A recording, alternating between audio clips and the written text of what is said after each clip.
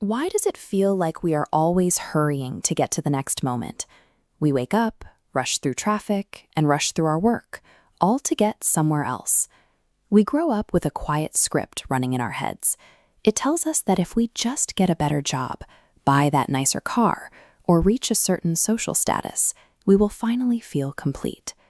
We treat the present moment as an obstacle to overcome. Humans have been running on this exact same treadmill for thousands of years. Powerful ancient empires spent centuries endlessly expanding and conquering new territories, hoping that more land and more power would finally bring satisfaction. But building a massive empire or a massive bank account doesn't cure the anxiety underneath it all. When the thrill of the new achievement wears off, the feeling of emptiness creeps right back in. As long as we believe our true happiness is always waiting for us in the future, we will remain exhausted and unfulfilled right now. Think about building a life the same way you would think about building a house.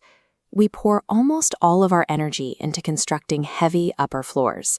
We decorate the rooms with our careers, our possessions, and the image we project to the world. And without anything anchoring it below the surface, the structure becomes incredibly fragile. What is missing is a solid foundation. In our lives, that foundation is an inner stillness. It is a quiet, steady peace that sits beneath the constant noise of our daily thoughts. You don't have to stop building the house. You can still pursue a career and enjoy the things you own.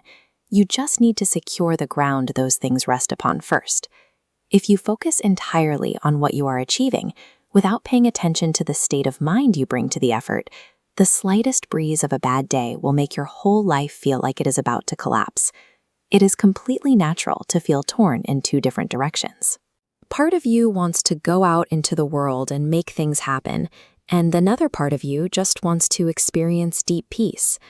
You can see this intense outward drive in people who dedicate their lives to motivation and massive action. They thrive on the energy of doing and achieving. On the other end of the spectrum, you find those who embody quiet observation.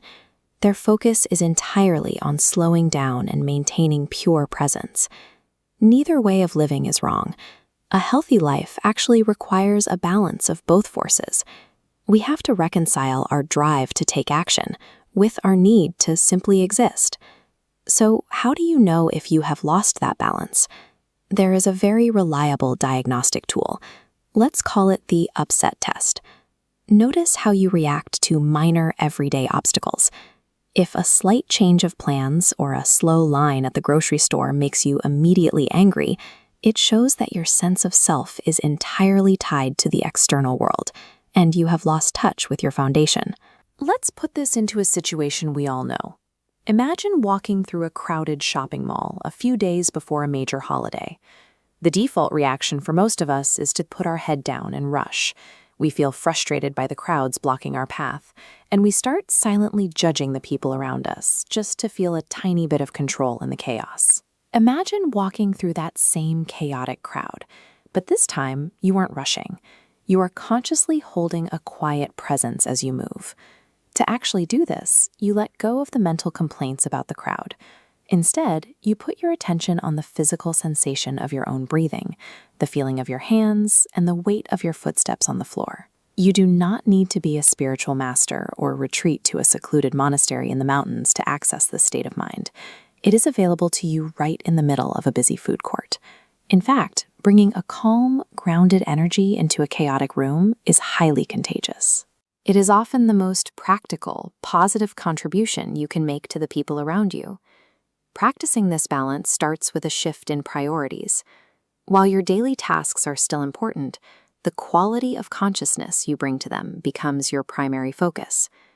Take a completely ordinary chore, like making a cup of tea in the morning or watering a plant in your home. When you perform that simple action with complete, quiet attention, you stop rushing to finish it. It ceases to be a burden and becomes a small masterpiece of conscious living. Your mind might object. It might tell you, I should be doing something more important than this. But bringing pure presence to whatever is right in front of you provides the stable foundation that makes all your other achievements possible. True fulfillment is available in every mundane task. You don't have to quit your job or change your life to experience profound peace today. You just have to change how you pay attention. Try this specific challenge today. Find one small, natural pause in your schedule. It could be waiting at a red light, or just the few seconds you spend washing your hands. When that moment happens, resist the automatic urge to pull out your phone. Leave it in your pocket. Instead, take one slow, intentional breath.